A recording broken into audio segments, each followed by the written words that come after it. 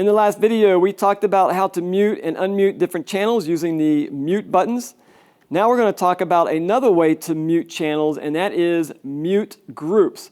So a mute group is just a way to mute several channels at the same time. So instead of having, like for example, these instruments, instead of having to go through and unmute all of these one at a time, we can use a mute group. So right here in the middle of this console, we have several buttons. 2 of them are highlighted. These are our mute groups. So this upper left one right here, this is for instruments. The next one is for singing microphones.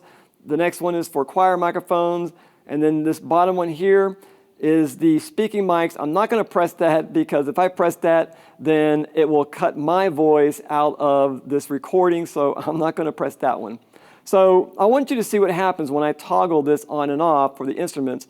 We have some instruments here, some instrument channels, and you see these little red lights that are lit up. When I toggle this mute group on and off, you're going to see those little red lights blink on and off.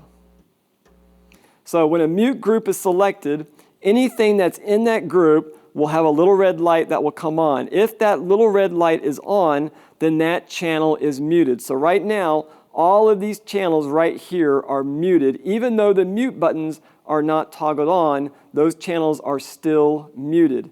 So the only way that a channel is unmuted is if the mute button is toggled off and the mute group is toggled off. If either one of those is toggled on, then that channel is muted. So if the mute button is on, that channel is muted. If the mute group is on, then that channel is also muted. So why do we have both?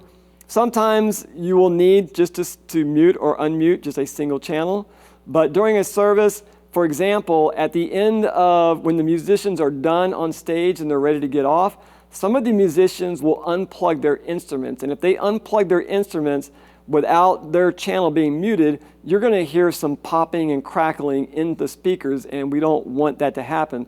So a really quick way to mute all of their instruments is just to use the mute group. So the mute groups are very beneficial, but sometimes you'll want to mute the individual channels. Sometimes you'll want to mute the groups. Don't worry about when now. That's something that you will learn and pick up on later on. But just know that there's 2 ways to mute channels, the mute button and the mute groups.